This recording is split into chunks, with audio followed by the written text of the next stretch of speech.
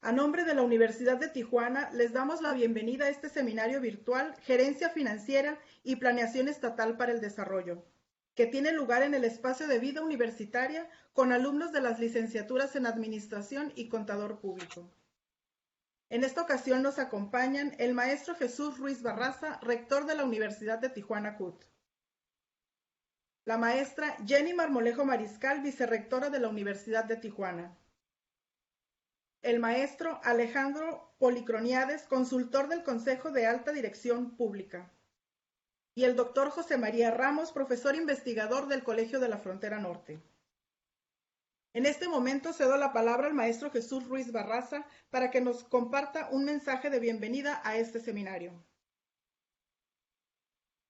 Bueno, primero quiero saludar con mucho afecto a todos los estudiantes de Administración y Contabilidad que están participando en este seminario. Felicitarles porque han estado trabajando muy fuerte desde que inició la pandemia y que van ya para terminar este cuatrimestre también en educación virtual. Las condiciones nos han impuesto un, un ritmo de trabajo completamente distinto. Quiero decirles que la escuela, su esencia es que es un espacio igualador en el que todos están llegando, muchas veces se conocen con anterioridad, otras veces no, se hacen amigos, intercambian puntos de vista y se van haciendo profesionistas, terminan muy contentos su carrera universitaria. Les felicito, no se desanimen, vamos a salir adelante, esta pandemia no nos va a agarrar y tengamos el cuidado necesario de no interactuar mucho socialmente, guardar la distancia y sobre todo lavarnos mucho las manos, muy frecuentemente las manos. Saludar muy afectuosamente al señor doctor Ramos por la generosa participación que tiene siempre con nosotros, al señor doctor Alejandro Policromías, quien será el sustentante principal en esta reunión, a nuestra vicerectora Jenny Marmolejo, que siempre está pendiente de nuestras actividades, a pesar de que, bueno, acaba de tener un bebito, imagínense nada más, una bebita preciosa, por cierto, preciosa. Y pues quiero decirles que es muy importante que el tema de la planeación financiera es vital para que funcione bien el Estado, para que las instituciones estatales cumplan su función y puedan satisfacer las expectativas que levantan los candidatos cuando se presentan y que celebran cuando ganan. Y luego que la ciudadanía esté muy pendiente de que cumplan. En particular, Baja California requiere un impulso nuevo, buscando nuevas expectativas de desarrollo, porque en nuestra ciudad, particularmente Tijuana, está creciendo muy aceleradamente. No se ha hecho una obra pública notable que evite que siga siendo el río y la vía rápida la única comunicación de este a oeste, el Boulevard Aguacaliente y Díaz Ordaz igual.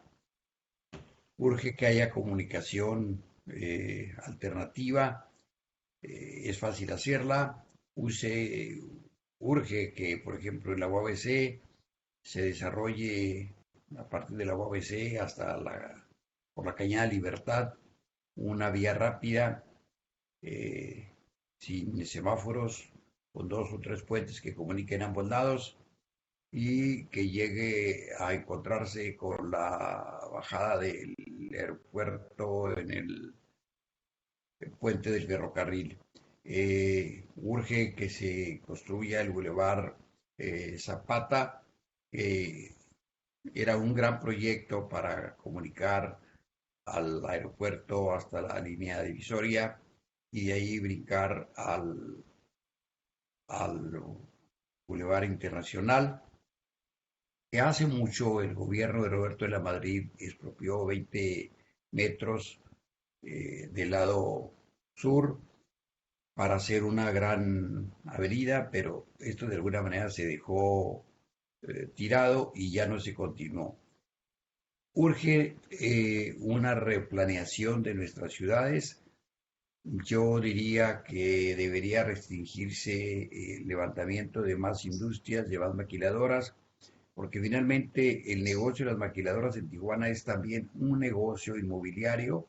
Los dueños de las maquiladoras rentan las naves industriales y hay personas que han comprado mucho terreno y han construido muchas naves industriales y viven felices de sus rentas, eh, porque es urgente que tengamos una industria de valor agregado, una industria de productos finales. Nosotros pensamos que debe inventarse, hacerse un corredor industrial que vaya de elegido Jacumé, en donde está planeado que en los próximos años se abrirá una puerta internacional y se venga hasta Longo con un gran desarrollo en el cual se planee el crecimiento por 50 años cuando menos, se diga de una vez dónde va a haber escuelas, dónde va a haber iglesias, dónde va a haber parques, dónde va a haber vivienda y dónde va a haber industria. Y me dicen, bueno, es que no hay población para que trabaje ahí. Bueno, es que si se crea el corredor industrial, la población va a ir a trabajar ahí, seguramente. Y se va a hacer una población importante en esta área.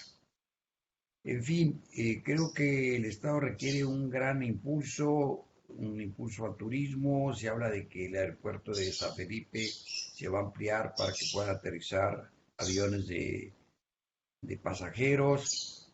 Primero habrá que sanear el puerto de San Felipe, que está peor que hace 30, 40 años. Desde luego que hay que sanearlo, hay que depurarlo, se ha vuelto puras cantinas y más allá en puertecitos donde hay posibilidad de que haya un gran desarrollo con 3, 4 campos de golf y desarrollo urbano muy importante. Y más al sur a Bahía San Luis Gonzaga, en donde es un verdadero paraíso desperdiciado. Y Baja California puede incorporarse al desarrollo turístico, que también hay que pensarlo, no sabemos qué va a suceder, porque va a ser una de las afectaciones más serias que se van a dar en el futuro a raíz de la pandemia.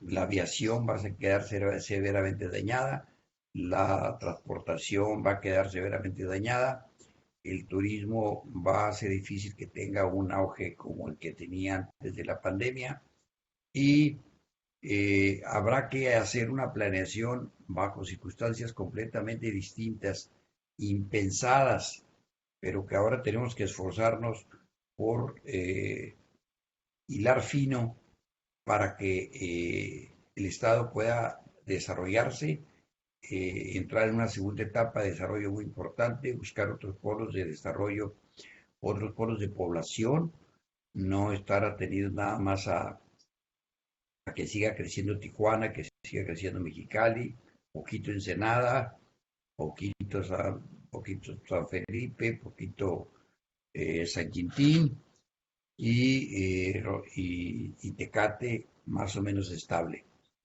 Bueno, les doy la bienvenida, les deseo mucho éxito y yo voy a retirarme al ratito porque tengo un compromiso familiar a las 12, a las 2, perdón.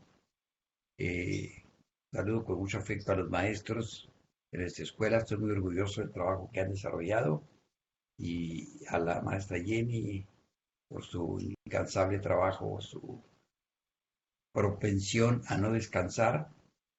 Ahorita debería estar descansando con su bebé, aquí está con nosotros. Bueno, está en su casa, pero está ya participando en esta conferencia.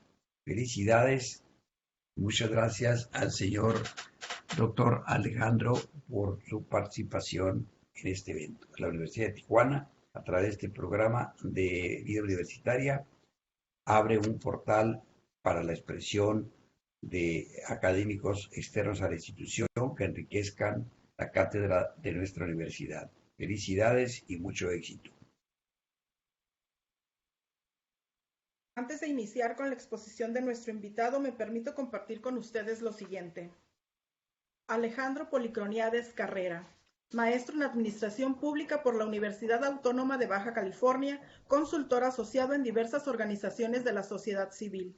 Ha colaborado como investigador en temas de gestión pública, gestión para resultados, diseño y evaluación de políticas públicas en temas de gobierno, salud, educación, seguridad pública, cultura, pobreza y migración.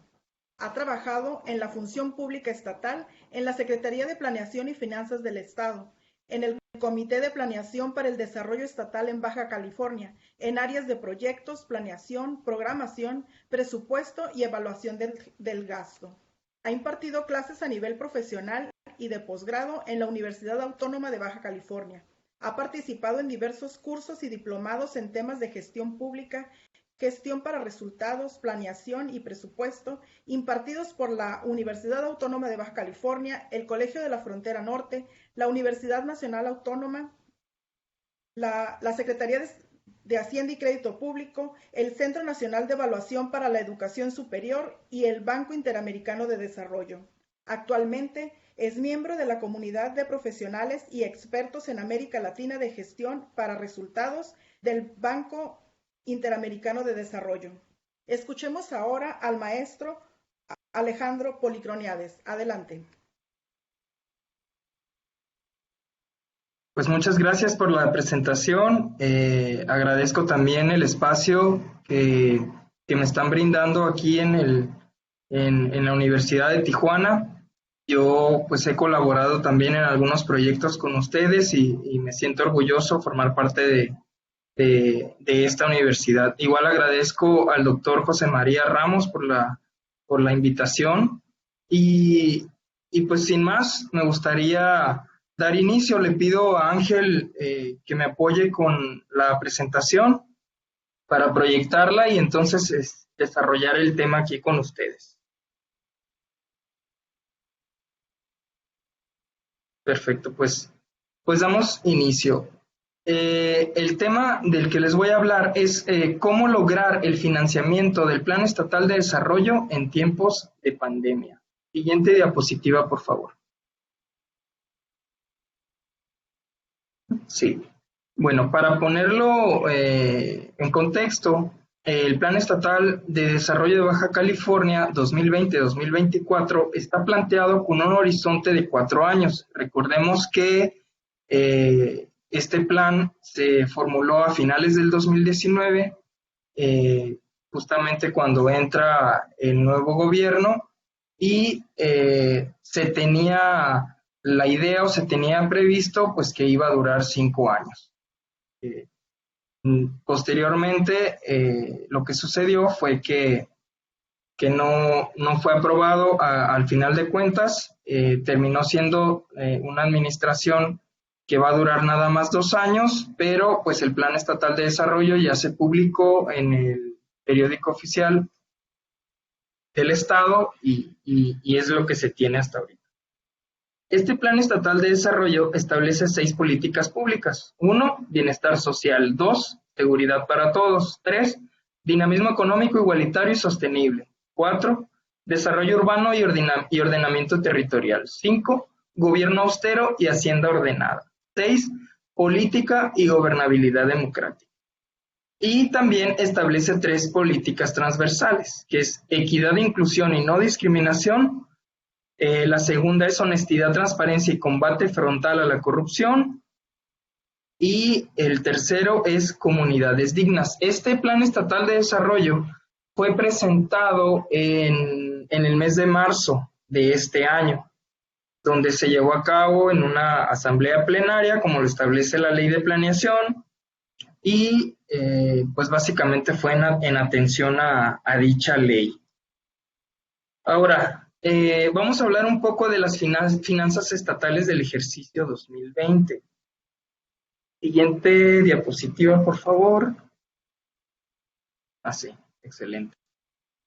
Muy bien, pues aquí es es algo muy resumido de el ingreso y el gasto, cómo se tiene proyectado para el ejercicio 2020, nada más para dimensionar que del total de ingresos que recibe el estado de Baja California, tenemos que el 87% de esos ingresos provienen de la federación. Estamos hablando que pues prácticamente no tenemos tanta autonomía financiera. El 13% es de ingresos estatales. Esto es un margen muy corto para todos los compromisos que se tienen, es decir, hay una dependencia muy grande, más del 80%, de la federación. Es decir, en la medida que la federación haga ajustes, también hay implicaciones negativas pues, para nosotros, para el Estado. Y en la cuestión del gasto, igual, para ponerlo en contexto, tenemos que de todos esos ingresos, más del 85% del presupuesto va destinado al gasto corriente, es decir, activada.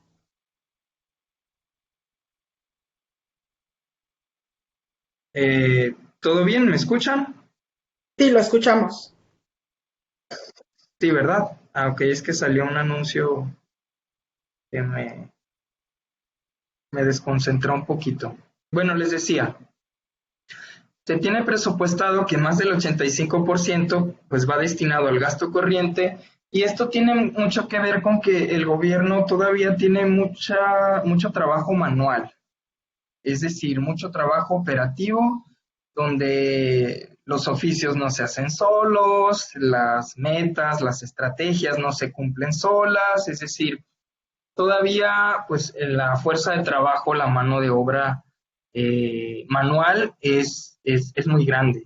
Y sobre todo aquí en este 85.20%, la mayor parte de ese gasto pues va para el tema de educación, que es donde más grande es la nómina. Bueno, el 12% de ese presupuesto se tiene proyectado que está destinado para participaciones, es decir, es dinero que va a los municipios.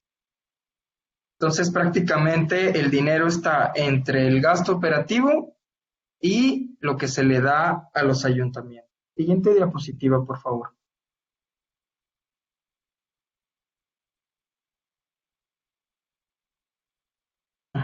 Perfecto. Bueno, continuando. ¿En qué se pretende gastar en el 2020?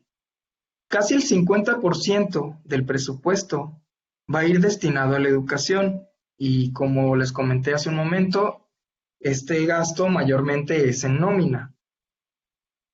Ahora, casi el 18% son participaciones o transferencias a los municipios. Este recurso, pues prácticamente ya también está etiquetado por el gobierno federal, básicamente pasa por las arcas estatales, pero debe ser transferido a los municipios. Y ya la otra parte del pastel, pues está repartida entre el tema de salud, el gasto social, el desarrollo económico, la administración del Estado, financiera, etc. Siguiente diapositiva, por favor.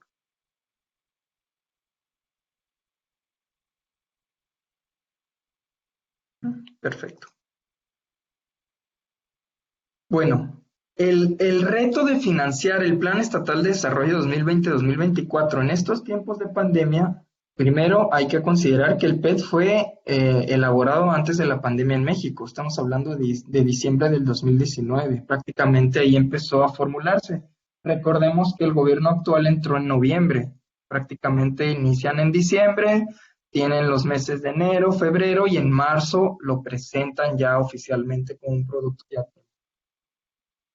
En ese tiempo, pues todavía no se conocían los efectos negativos a la salud, la economía y las finanzas estatales, puesto que oficialmente las medidas de prevención fueron implementadas a finales de marzo a nivel federal y fueron bajando a los estados paulatinamente. Podemos recordarlo, recientemente sucedió esto.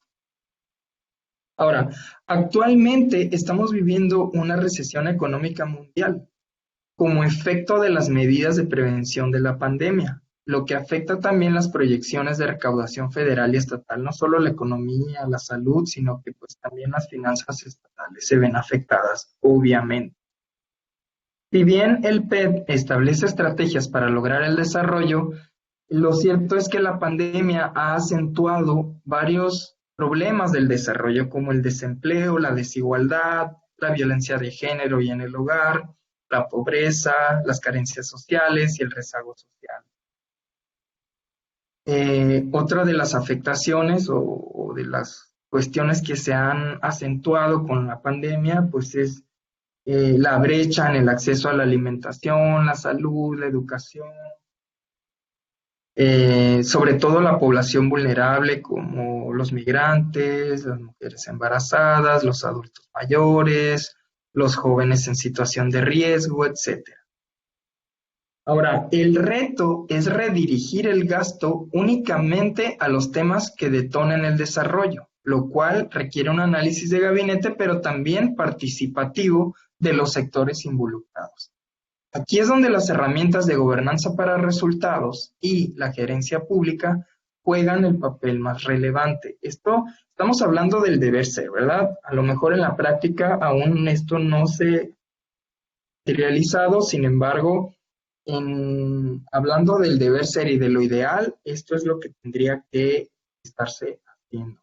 Ahora, siguiente diapositiva, por favor.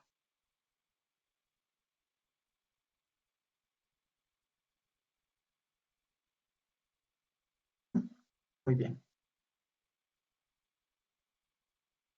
Para poner en contexto lo que yo mencionaba anteriormente, tenemos que hay programas que se plantearon de arranque y que la situación actual de la pandemia obliga a que sean replanteados.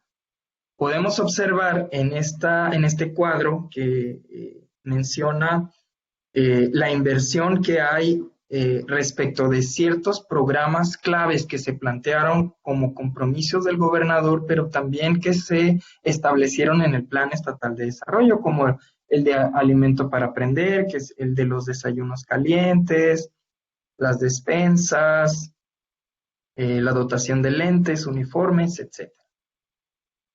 En este contexto podemos ver que, por ejemplo, más de 500 millones de pesos, en lugar de destinarse en despensas, alimentos calientes, desayunos, lentes y uniformes, pueden redirigirse a otorgar apoyos a los que más necesitan, ya sea para emprender algún negocio, ayudas económicas para subsanar las carencias por falta de empleo, etcétera. Por ejemplo, los uniformes no tienen un carácter de esencial en estos tiempos de pandemia.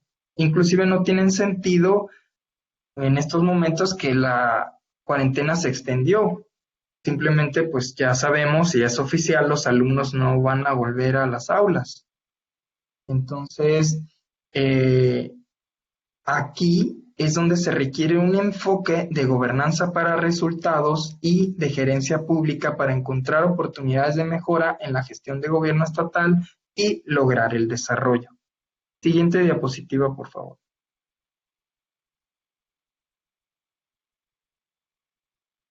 Ok, en términos prácticos de lo que estoy hablando es de lo siguiente. Tenemos aquí en una tabla, en la primera columna, las herramientas tanto de gobernanza para resultados como de gerencia pública que se proponen para financiar el PED en tiempos de pandemia. Y la primera herramienta que yo considero esencial sería la formulación de la agenda estratégica. Esta herramienta es como la fase 1 o el proceso 1 de la gobernanza para resultados. ¿Cómo se puede aplicar esta herramienta? Pues es muy sencillo. Bueno, de decir, ¿verdad? En la práctica, obviamente, pues tiene sus complejidades. Pero ¿cómo se aplica? Bueno, con la participación de actores claves del desarrollo, la sociedad, el empresariado, el gobierno, definir los temas prioritarios para lograr el desarrollo, conteniendo los efectos negativos de la pandemia, es decir, formular prioridades. Pero, ojo, con la participación de los actores claves. ¿Cuál es el escenario esperado? Pues prácticamente definir los principales temas sociales, económicos a resolver para lograr el desarrollo, que deben ser reducir las brechas de desigualdad, potenciar la economía. Aquí nos tiene que quedar claro que el papel del Estado es la supervisión de la ley y asegurar el bienestar, equilibrando desigualdades. Es decir, el Estado no debe estar emprendiendo negocios, eso lo debe hacer el empresariado. Y prácticamente el Estado lo que tiene que hacer es vigilar el cumplimiento de la ley. En ese sentido, pues está muy sencillo, las leyes ya están escritas, ya están dadas, simplemente hay que supervisar el cumplimiento, multar a aquellos que no estén cumpliéndola, dar orden, certeza jurídica, etc. Bueno, otra de las herramientas es la creación de valor público. Esta herramienta proviene de la gerencia pública. ¿Y cómo se puede aplicar? Bueno, primero hay que hacer un análisis identificando lo que es más valioso para los habitantes del Estado, pero que esos temas puedan tener apoyo de la legislatura para asegurar el éxito de las acciones que se pretendan emprender.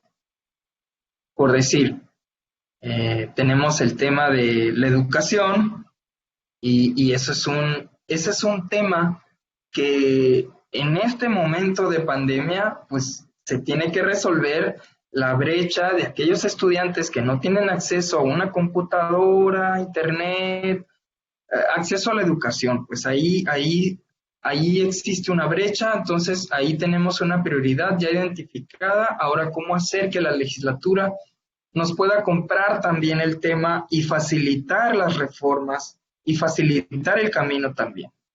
El escenario esperado es atender exclusivamente los temas prioritarios como la salud, la educación, la seguridad, la justicia, etcétera, logrando replantear las estrategias de desarrollo y promover las reformas al marco normativo que faciliten ese camino, como lo estaba comentando. Por otra parte, tenemos la herramienta de presupuesto basada en resultados. Una vez que ya tenemos identificadas las prioridades, ahora, basándonos en esos problemas prioritarios que ya identificamos, vamos a definir los resultados esperados y asignarles presupuesto para llevarlos a cabo, estableciendo indicadores que faciliten el monitoreo, evaluación y transparencia de los recursos. ¿Cuál es el escenario esperado? Es asignación presupuestal basada en una planeación estratégica que permita atender los temas prioritarios del desarrollo, permitiendo también el monitoreo y evaluación de las acciones emprendidas, es decir, gastar únicamente en lo esencial. Por ejemplo, si vamos a entregar despensas, pues hagámoslo únicamente a la población que presenta pobreza alimentaria, es decir, focalizando los servicios, y no a toda la población como actualmente se está llevando a cabo, porque es como hacerle un agujero a la bolsa, pues, prácticamente que te está tirando el dinero. Otra de las herramientas es la gestión interinstitucional. ¿Cómo se puede aplicar? Estableciendo acciones colaborativas con organismos autónomos, como lo que mencionaba el profesor Jesús Ruiz Barraza, en el sentido de que la situación ha cambiado y requiere del esfuerzo pues prácticamente de todos y de muchos sectores. En este sentido, aquí se tiene que lograr el apoyo de otras instituciones, por decir, ¿por qué no se puede llamar el gobierno con CUT Universidad para impulsar algún proyecto que tenga que ver con reducción de la brecha educativa?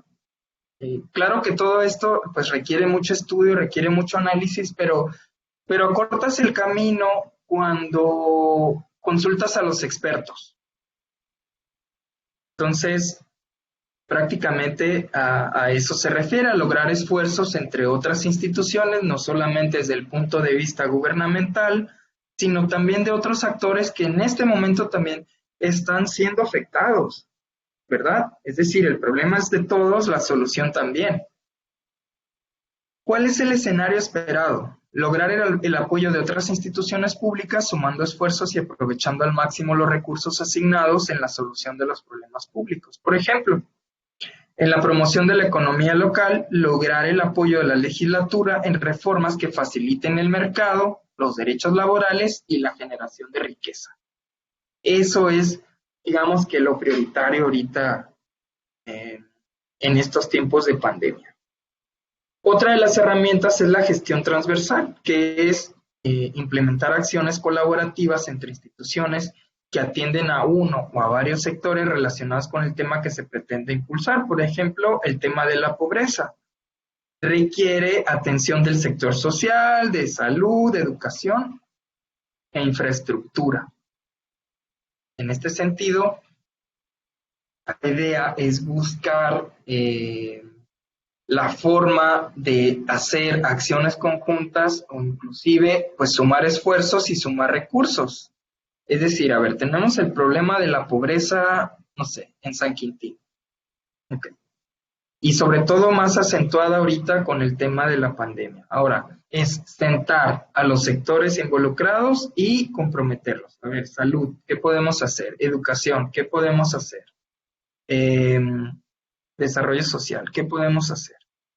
¿Qué acciones podemos emprender? ¿En qué nos podemos comprometer? Sumamos esfuerzos y resolvemos el problema. Pero para esto se requiere ese enfoque. Ahora, ¿cuál es el escenario esperado? Pues lograr el apoyo de instituciones de los sectores de desarrollo en la atención de problemas prioritarios como la pobreza, el rezago social, las brechas educativas, de género, falta de infraestructura social básica, falta de empleo, etc. Ahora, otra de las herramientas es el gerente, que tiene que ser innovador, emprendedor y propositivo. Este es clave.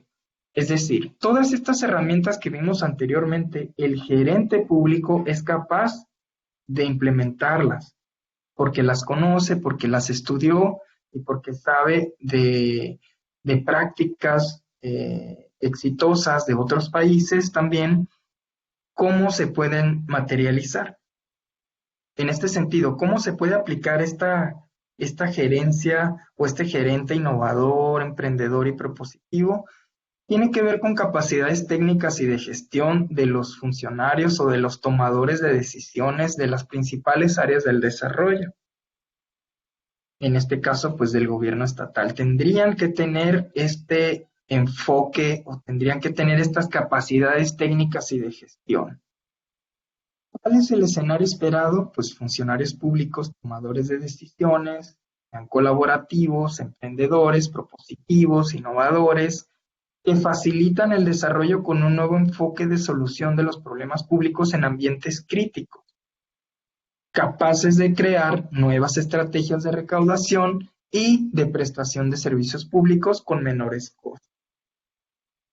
Entonces, pues prácticamente necesitaríamos que el gabinete del gobierno actual, pues en lugar de ser administradores públicos, fueran gerentes públicos. Siguiente diapositiva, por favor.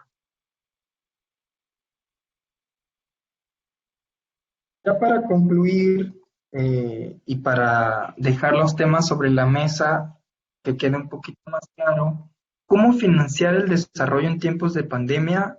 Lo puedo resumir en 4 puntos. 1, tener un enfoque de gobernanza para resultados donde se formule una agenda estratégica alterna al Plan Estatal de Desarrollo, que muchas de sus propuestas están elaboradas con unas condiciones diferentes a las que tenemos ahorita. Y esta agenda estratégica no quiere decir que tengamos que atender absolutamente todos los problemas sociales, pero sí los prioritarios. Por decir, ¿cuál es el problema principal en este momento? El problema es económico, es social, es de salud y es de seguridad. Entonces, en ese sentido, ir estableciendo los temas prioritarios. Otra de mis conclusiones es que se requiere implementar herramientas de la gestión para resultados, como el presupuesto basado en resultados, que esto es algo muy técnico, pero que es una herramienta que facilita mucho el logro de impactos. y que también está complementado con el sistema de evaluación del desempeño, que no voy a abordar, esos temas son muy técnicos porque la idea es algo más general mencionar aquí. Otra de las conclusiones es que se requiere implementar herramientas de la gerencia pública, que son modelos de gestión pública que pretenden cambiar las prácticas tradicionales de administración pública. Y me gustaría comentar que esto no es algo nuevo, bueno, al menos en Estados Unidos, Europa, pues ya tiene muchos años, pero en México, al menos desde el punto de vista teórico, estas herramientas se conocen desde los finales de los 90, desde el 96, 97, 98. Eh, hay mucha bibliografía al respecto, sin embargo, no se ha materializado, es decir, todavía no podemos identificar a un administrador público en este momento que sea un gerente público, que sea innovador, que sea emprendedor, que sea propositivo y que sepa de todas estas herramientas. Otra de las conclusiones es que se requiere un gerente público. Como ya lo he repetido muchas veces, que sea innovador, que busque el valor público, que sea sensible a eso que los habitantes necesitan para establecer las prioridades y sobre todo que busque estrategias de ahorro, es decir, bajar costos y aumentar la recaudación o aprovechar mejor los recursos que se tienen. Siguiente diapositiva, por favor.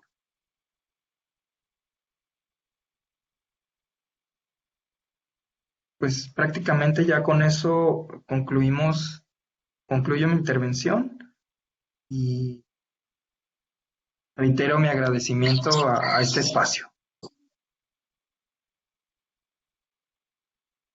Muchas gracias, maestro.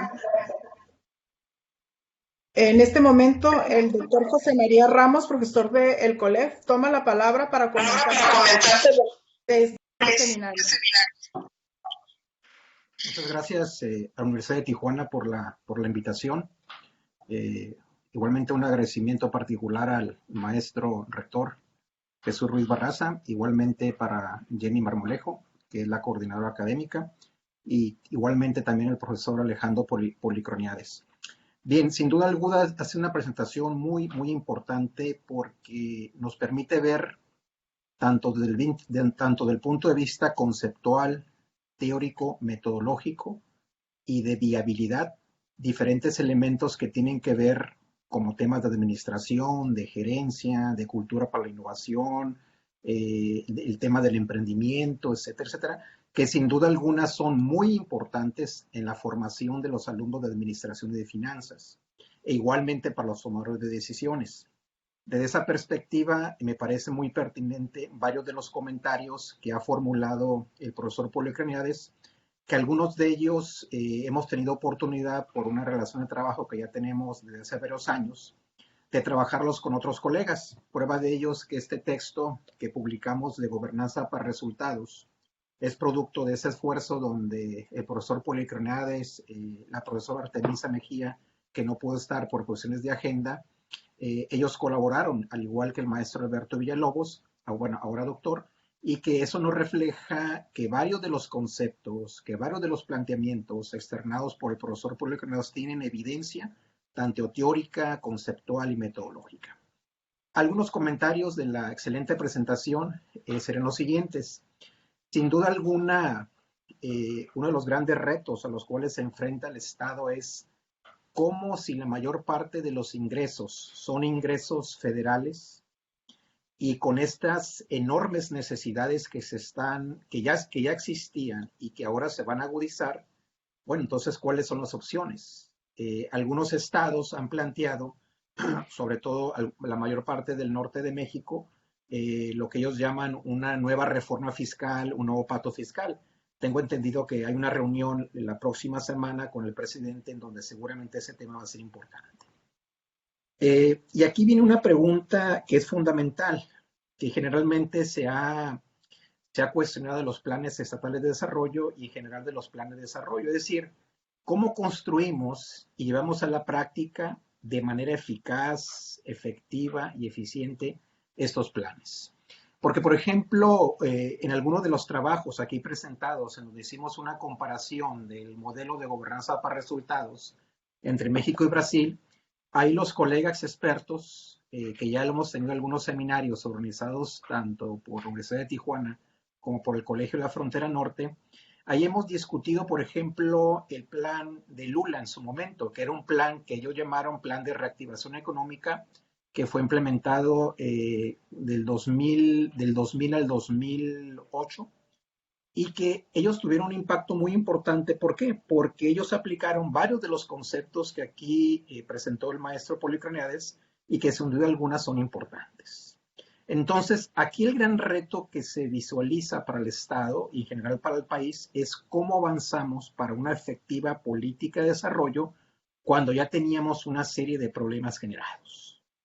El otro elemento que me parece muy importante es, y que lo planteaba aquí también el profesor, es, bueno, es posible hacer una mejora en la redistribución del gasto, sobre todo cuando ya se tienen una serie de necesidades, una serie de prioridades. Lo comentaba de manera muy atinada el profesor, los temas de educación, los temas de la salud, los temas que tienen que ver con los desayunos.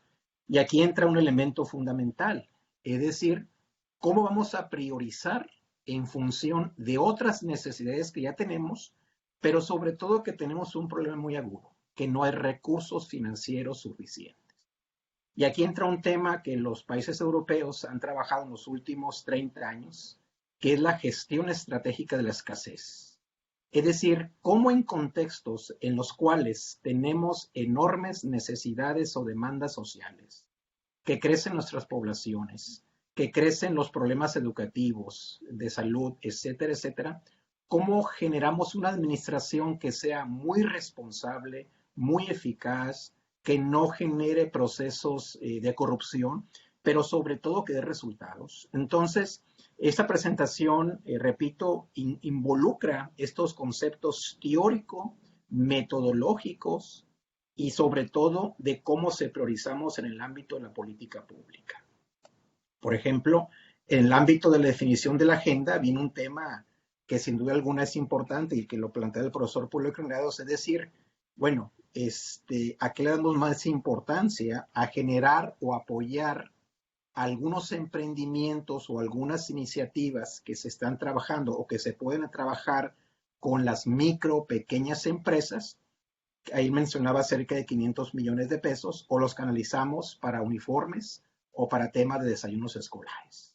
Entonces, vaya, yo creo que aquí lo que comentaba el profesor es muy importante, y aquí cabe hacer mención a un texto tradicional que se ha trabajado bastante en los estudios de ciencias políticas, que es el texto del profesor Giandomenico Mayone, que habla de evidencia, argumentación y persuasión. Es decir, cómo le planteamos a los actores políticos que en un contexto que tenemos, repito, grandes restricciones financieras, aumento de las demandas socioeconómicas y educativas, ¿qué es lo que hacer? Entonces, es el tema de la agenda estratégica, que también lo desarrollan de manera muy atinada estos colegas con los cuales hemos trabajado en los últimos 10 años, sobre todo con el profesor Cayo Marini, que es el director del Instituto Publix. Ellos llaman de definir una agenda estratégica, en donde se prioriza, donde se está priorizando qué temas, qué aspectos son los importantes, y sobre todo a esos había que trabajar. Igualmente nos presenta el profesor Policroniades una serie de propuestas que sin duda alguna son, bueno, dentro del ámbito público son relevantes, es decir, cómo avanzamos hacia una efectiva coordinación interinstitucional en donde estamos hablando de los 3 niveles de gobierno articulados con un plan en donde las prioridades deberían ser las mismas. Pero ¿qué sucede cuando tenemos partidos de oposición que tienen otro tipo de prioridades sociales y que en un contexto de próximas elecciones, bueno, pues entonces ahí se presenta una situación? Entonces aquí el gran desafío es, y como lo comentaba de manera atinada, es ¿quién define las prioridades sociales? Vaya, pues en principio debería ser la propia sociedad, en la medida en que se ve en que en este contexto, donde tiene una serie de problemas que aumentan las brechas educativas, sociales, culturales, etcétera, etcétera, Por lo tanto, la priorización de sus principales demandas sería un tema fundamental. Y ahí entra pues todo un conjunto de elementos teóricos, metodológicos que implica la elaboración de la agenda estratégica. Uno de ellos, lo comentaba el profesor Polio Crenades, tiene que ver con el tema de la focalización de prioridades. Es decir, me voy a atender al conjunto de la población en donde tengo estratos de bajos y medianos y altos ingresos, o solamente le voy a dar a los de estratos bajos. Entonces, esto también amerita, y aquí viene también otra discusión, ¿no? Que es un poco lo que han planteado los estados de la frontera norte, ¿no? Sobre todo Nuevo León, que dicen, oye, pues si yo estoy generando bastante riqueza y de lo que yo estoy recaudando me dejas, gobierno federal, solamente un 3 o un 5% y el resto se va hacia el centro sur del país, en donde hay ineficiencias, tanto en el gasto como en el tipo de políticas.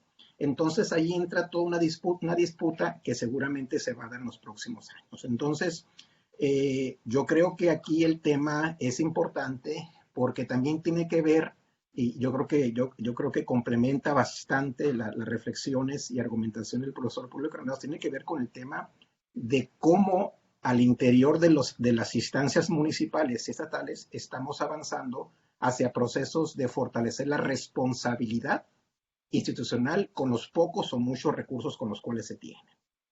Y finalmente, dos o tres reflexiones. Él, por ejemplo, comentaba el profesor Polio Crenades el tema del mercado laboral, que sin duda alguna pues se va a ver afectado, ¿no? Y sobre todo, pues los datos que se tienen, ¿no? Cerca de 4 millones de personas que dejaron a nivel nacional esos empleos y las implicaciones desde el punto de vista de desempleo, subempleo, y sobre todo de la propia precarización laboral, ¿no? Entonces, de esa perspectiva, yo creo que hay una serie de oportunidades que implican cómo en las distintas dimensiones en las cuales estamos trabajando, ya sea desde el punto de vista social, desde el punto de vista económico, desde el punto de vista cultural, creamos lo que de alguna manera plantea el profesor Polio Crenades, el tema de los emprendimientos. Es decir, cómo fortalecemos a aquellos micros, pequeños y medianos empresarios que a través de una serie de cambios legislativos, hay que recordar que la semana pasada tuvimos aquí también al rector Alejandro Mungray y que estaba hablando precisamente de ese tema, ¿no? Y sobre todo de las limitaciones legales para fortalecer este tipo de emprendimientos. Entonces, si por ejemplo cuando uno revisa las principales economías a nivel internacional, estamos viendo que, por ejemplo, el caso de Canadá, cerca del 50% de su población es una población que está vinculados a pequeñas y medianas empresas. El caso de España, es decir, hay una serie de desarrollos que tienen que ver con los ajustes que tiene que tener el mercado laboral y sobre todo con una realidad que, bueno, pues es una realidad y que desde el punto de vista económico-financiero hay que retomarla.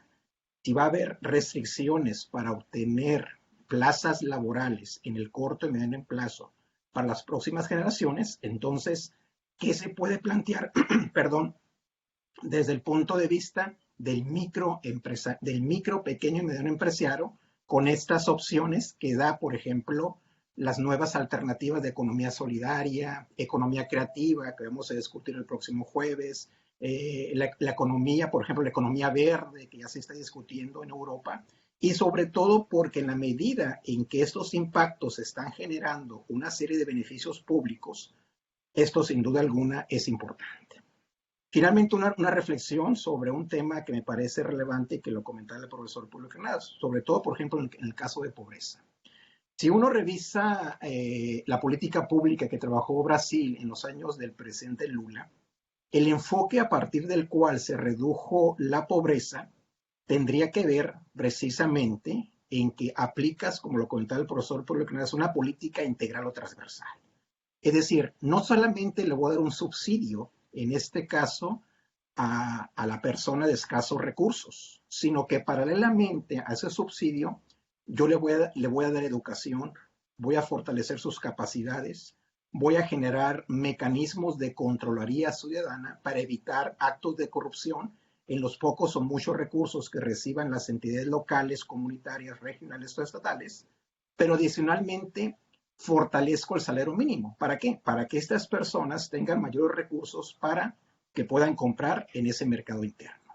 El mercado interno de Brasil son cerca de 220 millones. Brasil está considerado pues una de las principales economías a nivel internacional y es un país que en su momento pues importaba petróleo, ¿no? Ahora lo exporta y bueno, abre una serie de indicadores. Pero el tema central es que en materia de pobreza es un ejemplo a partir del cual varios de los conceptos aquí vertidos por la excelente presentación del profesor Pablo Iglesias nos reflejan que aplicando la relación entre gerente, público, sus propuestas que sean viables, que genere procesos de innovación o cambio, pero que también sean viables, que no solamente sean retóricas, y que genere procesos de emprendimiento desde el punto de vista de generar, por ejemplo, algo que lo comentaba también de manera muy atinada y que ahorita pues es un tema muy importante, es decir, cómo generamos opciones laborales para grupos vulnerables, entre ellos comunidades indígenas, las mujeres, mujeres en situaciones de riesgo, etcétera, etcétera. Entonces, el tema del emprendimiento es un hecho del presente, del futuro inmediato, que hay que fortalecerlo desde el ámbito de la política pública, pero sobre todo cuando estamos hablando de un tema que sin duda alguna es fundamental. ¿Qué hacer cuando existen pocos o muchos recursos, pero que existe el principio de lo que te genera la economía creativa? Buenas ideas, que como dice el profesor Mahmoud, tienen que tener el reto de ¿qué? De ser viables, de generar un valor público, de generar un beneficio social, pero sobre todo que nos estén dando cuenta de la importancia de lo que representa el papel de la administración pública para atender este tipo de necesidades. Dos comentarios ya para concluir. Viene una situación, bueno, la estamos viviendo y la vamos a vivir, que tiene que ver con lo que nosotros hemos discutido en varios seminarios que hemos trabajado, ¿cuál es la agenda post-COVID? La agenda post-COVID, sin duda alguna, va a implicar algunos de los conceptos, escenarios que plantea el profesor Pablo Iglesias, que tienen que ver con el tema del subempleo, desempleo, mayores desigualdades sociales, mayor pobreza, etcétera, etcétera. Entonces, en ese escenario, y en el escenario en que la famosa vacuna pueda estar o no pueda estar en los próximos meses, y tomando en cuenta todos los problemas crónicos que caracterizan a casi la mitad de la población mexicana, en términos de diabetes, sobrepeso, hipertensión arterial, bueno, entonces, ¿qué tiene que hacer la política pública para trabajar de una manera transversal, que además de trabajar en las otras vertientes, ¿sí? Pues de alguna manera, pues también tenía que trabajar en el conjunto y sobre todo tomando en cuenta el contexto que nos planteaba al inicio de su presentación, que los recursos financieros son escasos, que tenemos grandes demandas sociales que se agudizan por el crecimiento de la población, pero con este tema, en este caso de la pandemia, que hay una deficiente recaudación, ¿sí? Que hay deficiente gestión financiera, ¿sí? En algunos casos no se trabaja con criterios de eficacia, solamente con criterios de eficiencia, es decir, tengo 100 pesos y me gasto 100 pesos, pero no me preocupa en cómo esos 100 pesos me van a solucionar las problemáticas sociales de las cuales estoy trabajando. Y sobre todo este tema que vaya, que cuando uno revisa las buenas experiencias internacionales en materia de financiamiento para el desarrollo, existe un principio, entre otros, que es relevante. La importancia de la coordinación interinstitucional, la importancia o relevancia de una eficaz gobernanza y sobre todo la existencia de planes estratégicos que se hacen viables en función de las necesidades, pero sobre todo en el sentido de atender las diferentes demandas que aquejan a nuestras poblaciones. Muchas gracias. Muchas gracias, doctor Ramos. Abrimos en este momento un espacio de preguntas y respuestas para que nuestro invitado pueda profundizar en el tema o aclarar algunas inquietudes. Una de ellas dice lo siguiente: en este contexto de pandemia, ¿se ha considerado estrategias para minorar la brecha en educación en aquellas familias que no tienen internet o computadora en su casa?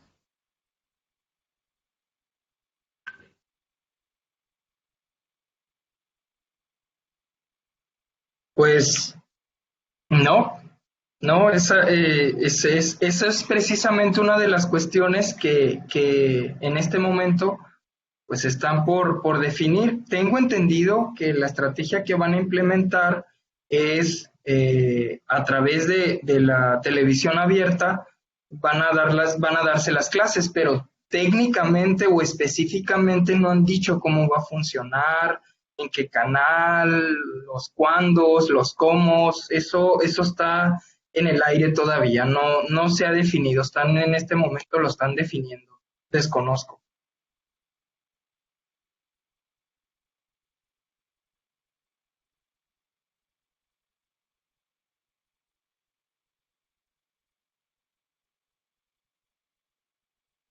Tienes apagado el micrófono, Leticia. Perdón. Melody Samantha Lozoya pregunta, ¿qué acciones considera prudentes para identificar quién realmente necesita el apoyo? Porque en muchos casos resultan beneficiadas personas o familias que no están realmente necesitadas y se deja fuera de estos apoyos a otras que sí lo ocupan. Eso es algo muy cierto y pues prácticamente como lo comenté anteriormente, hay una forma de hacer esto, de hacer este análisis más rápido. Es decir, consultas al experto. Te vas con los académicos, te vas a los trabajos inclusive que ya hay del Coneval, del INEGI, eso ya está identificado, inclusive cada año se publica una lista de las AGEPs que están identificadas como zonas de atención prioritaria. Entonces prácticamente el material ahí está. Nada más hay que aplicarlo. ¿Qué se requiere? Pues conocerlos, saber que existen y sobre todo ser abierto. En este sentido, ser abierto, abrirle la puerta a los académicos, abrirle la puerta a los expertos, sentarlos y ver qué podemos hacer.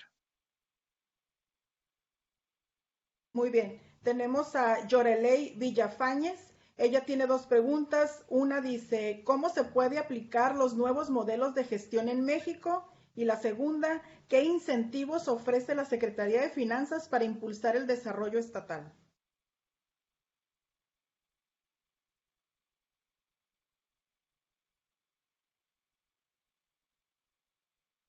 La primera pregunta sobre,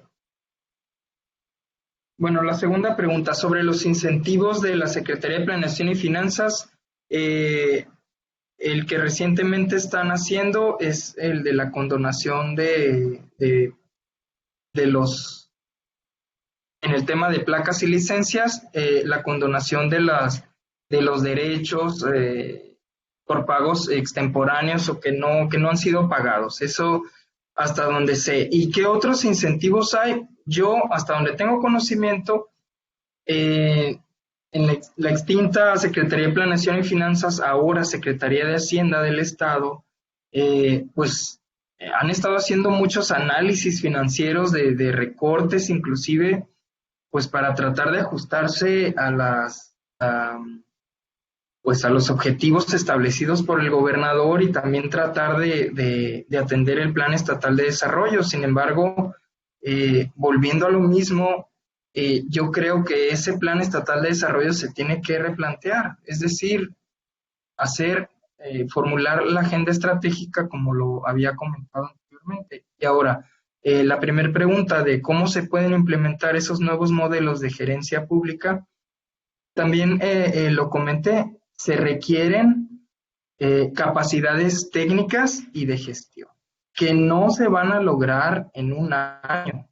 Es decir, una cosa es que tú vayas a un curso de valor público y de gerencia pública, pero cuando vas a la práctica, pues no todos hablan el mismo idioma, a lo mejor no todos en tu área de trabajo o tus colaboradores están en la misma sintonía que tú y entonces tienes esos obstáculos, por así decirlo. Entonces es un trabajo que requiere muchos años, es decir, ahorita no se va a lograr. ¿Qué sería lo ideal? Que los funcionarios públicos, los tomadores de decisiones, en este momento que se contraten, ya tengan estas capacidades técnicas y ya tengan estas capacidades de gestión. Pero ¿qué sucedió? Vino la transición y desecharon todo lo que había, fuera bueno o fuera malo. Entonces ahí fue un desacierto realmente. Y esa sería mi respuesta. Muchas gracias. Otra pregunta, ya sería la última. Dice Leonardo Castro Solís pregunta, ¿qué índice de pobreza podría mantener un nivel de estabilidad financiera frente a esta pandemia que enfrentamos? ¿Me puede repetir la pregunta, por favor? Claro que sí. ¿Qué índice de pobreza podría mantener un nivel de estabilidad financiera frente a esta pandemia? No entiendo mucho, no entiendo muy bien la pregunta. ¿Qué índice de pobreza te puede? Es que no comprendí muy bien la pregunta. ¿Me la puede repetir, por favor? Sí, dice, ¿qué índice de pobreza podría mantener un nivel financiero de estabilidad financiero frente a esta pandemia? Me No, pues imagino que tiene que definitivamente ver con... ningún. Sí, Sí, adelante, dígame. sí, le decía que me imagino que tiene que ver con la cuestión de las personas o las familias más necesitadas, hasta dónde pueden ellos mantener o sostener una situación económica estable frente a esta pandemia. No, definitivamente no. Se tiene en cálculos que en México la población en pobreza extrema llega a vivir hasta con $1 al día y estamos hablando de que la canasta básica pues está por los cielos, no alcanza ni para, al menos en Baja California, ni para un taco. Entonces, no, es insostenible. Definitivamente lo que se requiere es lo que ya comentaba el doctor José María Ramos, rendimientos sociales, fortalecer el mercado, facilitar el intercambio de mercancías y prácticamente eh, aumentar la economía, por lo menos, sobre todo para estas personas en situación de, pues ya de precariedad alimentaria, de salud, de educación, que prácticamente son los más desprotegidos. En este sentido, este, no hay ningún índice de pobreza que pueda ser subsanado con las finanzas tal cual como están actualmente en el Estado, definitivamente, ¿no? Y en el país tampoco. Muchas gracias, maestro, por su intervención. En este momento cedo de nuevo la palabra al doctor José María Ramos para la clausura de este seminario. Sí, muchas gracias, maestra Leticia. Igualmente, profesor Alejandro Fernández, ha sido sin duda alguna una presentación muy práctica acerca de la situación actual, de los retos, oportunidades y sobre todo los desafíos que se avecinan, en este caso, para la entidad en un contexto nacional. Sin duda alguna, una vez más, se pone de manifiesto que en la medida en que se tenga una administración pública que sea muy profesional, que esté preparada, que tenga la capacidad de resultados, pero sobre todo que tenga la noción de cómo llevarlos a la práctica, es decir, de hacer viables esas propuestas, esas iniciativas, esos procesos de cambio, en esa misma medida, pues se incrementa en este caso la credibilidad de la administración y sobre todo que de esa manera se pueda afirmar que nuestras administraciones están cerca de los y las ciudadanos. Y sobre todo considerando que pues esa sociedad está caracterizada por, por diferentes estratos sociales, ¿no? Entonces, lo que comentaba el profesor Pablo Hernández, es decir, uno de los efectos, lamentablemente, de esta pandemia tiene que ver con el hecho de cómo, en la medida en que se está o no se está gestionando de manera adecuada, esto puede incrementar una mayor desigualdad, una mayor pobreza y sobre todo que se incrementen los problemas sociales. Si uno, por ejemplo, ve o reflexiona un poco de las buenas prácticas de la administración o la de gestión para reducir los efectos de la pandemia en algunos países de la región, como sería en el caso de Uruguay, el caso de Costa Rica, el caso de alguna manera de Argentina, pues son países relativamente pequeños, sobre todo los dos primeros, ¿no? Entonces, ahí, por ejemplo, pues el sentido de responsabilidad con el cual trabajaron Costa Rica y sobre todo Uruguay, pues ha sido de una manera muy atinada, ¿no? Sobre todo recurriendo a algo que yo comentaba en esta charla que tiene que ver con el sentido de responsabilidad institucional.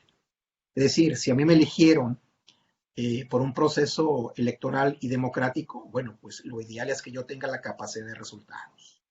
Hay países en Europa, por ejemplo, los casos que ya de alguna manera se conocen, liderados sobre todo, perdón, por mujeres, Nueva Zelanda, Alemania, entre otros, que nos reflejan también la importancia del papel gubernamental. ¿En qué sentido?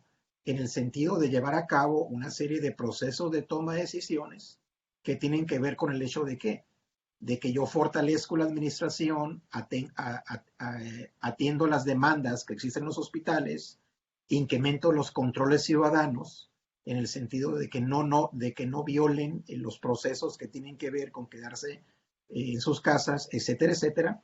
Entonces, la administración, en esa misma medida en que tiene menores procesos de exclusión o de no participación social, por los efectos son menos negativos, ¿no? Por lo tanto, yo creo que el gran reto que se tiene de esas buenas prácticas internacionales, como lo hemos comentado en otros contextos, ¿cuáles son? Cómo esas buenas prácticas no necesariamente se copian, sino que se van adaptando en función de las necesidades, en función de los problemas que se tienen, pero particularmente acordes al tipo de problemas, al tipo de opciones. Y aquí, de alguna manera, con esta presentación, que me parece muy, muy ilustrativa, muy práctica y sobre todo muy vinculada con la toma de decisiones, de alguna manera se están ofreciendo alternativas, ¿no? Entonces, las alternativas tienen que ver un poco con algo que comentaba el profesor Pablo Granadas, es decir, pues es un tema de priorización, un tema de mayor responsabilidad institucional, en el sentido de priorizar, de fortalecer los mecanismos anticorrupción, de fortalecer en este caso la importancia de crear ese valor público y sobre todo en este contexto de pandemia y sobre todo recordar pues esta gran problemática en las cuales se encuentran la mayor parte de los municipios mexicanos, ¿no? Recursos financieros escasos, lo comentaba el profesor Pablo Granadas, es decir, cerca del 80%, 85% son recursos que tienen que ver con la federación. Entonces, y aquí nos lleva la pregunta, es decir, ¿cuáles son las opciones? Mayor endeudamiento, cuando ya existen de alguna manera controles del gobierno federal, o en su defecto, lo que algunas experiencias lamentables del pasado, que ante estos problemas sociales se incrementaron las deudas y pues llegaron a niveles un poco insostenibles, pero que finalmente no dieron resultados. El problema es que, adicionalmente a esos recursos financieros escasos, tenemos grandes demandas sociales, que cada vez más se están haciendo más complejas y sobre todo en este marco de pandemia. Que tenemos procesos muy deficientes de recaudación. Entonces, aquí la gran pregunta es cómo aumentamos los procesos de recaudación, sobre todo en el ámbito municipal, y tomando en cuenta, pues, cómo me acerco, ¿no? Algunas de las algunas demandas que me están planteando, ¿no? Comentaba el profesor el tema de las exenciones, ¿no? Otra de las propuestas que, por ejemplo, se han hecho y que a nivel internacional se han planteado es que si disminuyó la actividad laboral, por lo tanto, bueno, lo que sería lógico sería quizás no exentar totalmente del pago de impuestos, pero más bien quizás hacer una demora en el pago de los mismos para que en la medida en que esos sectores se reactivan laboralmente y económicamente, bueno, pues puedan ya tener los recursos, ¿no? Entonces aquí eso no necesariamente se ha planteado. Y yo reiteraría el tema de una eficaz coordinación interinstitucional. El detalle es que cada vez más se va a agudizar esos recursos escasos, estas grandes demandas y sobre todo, bueno, pues el gran reto y que fue de alguna manera uno de los aportes con los cuales yo me quedaría, y yo creo que sería importante que también los pudieran captar las personas que nos escuchan, pero sobre todo los alumnos de la universidad, es el tema de cómo se fortalece esta dirección estratégica financiera. Es decir, cómo hacemos más y con mejores resultados con pocos recursos.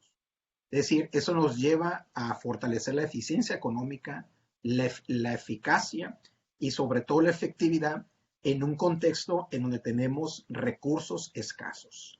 Y para el ámbito municipal, yo creo que hay un gran tema. El gran tema tiene que ver en cómo fortalecemos una gerencia financiera de esas finanzas públicas municipales en los 4 conceptos claves que se manejan en el caso de las finanzas municipales. El tema de los ingresos, el tema de los egresos, el tema de la inversión, es decir, ¿qué voy a invertir cuando tengo recursos escasos o cuando tengo o aplico una serie de restricciones al sector empresarial? Y sobre todo el tema de la deuda.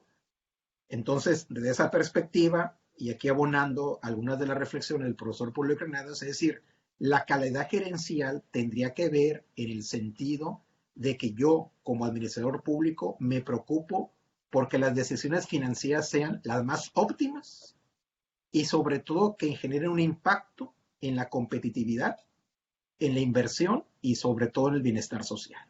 De esa manera, yo como gobierno, yo como administración y yo como Estado, me estoy acercando a algunas o varias de las demandas que nos están planteando los y las ciudadanas en un contexto en que, repito, la situación de la pandemia lamentablemente ha generado toda esta serie de efectos, implicaciones y que sin duda alguna implican una mayor responsabilidad de la acción institucional, pero sobre todo gubernamental, para atender las necesidades.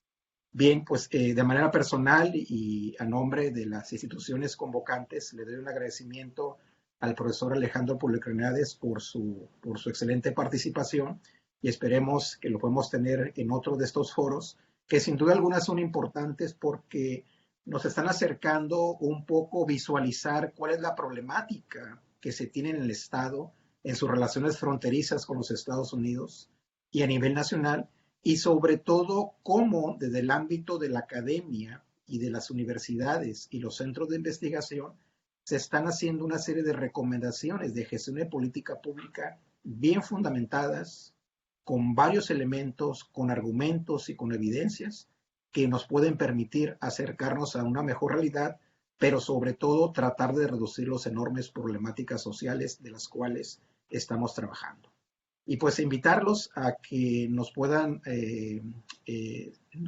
escuchar el próximo jueves. Tenemos una reflexión que va en el mismo tono, es decir, qué tipo de propuestas se pueden hacer del ámbito de la política pública, de la gobernanza o de la gestión estratégica, y se abordará el tema de la economía creativa, de la innovación social y de las políticas culturales, que sin duda alguna son importantes y que ha sido otro de los grupos lamentablemente afectados por este condemio. Muchas gracias, profesor Pablo Hernández. Encantado. A nombre de la Universidad de Tijuana CUT, agradecemos la participación de nuestro invitado especial en este seminario. Agradecemos también a las personas que nos acompañaron hasta el final de esta transmisión. Buen día para todos y todas. Muchas gracias.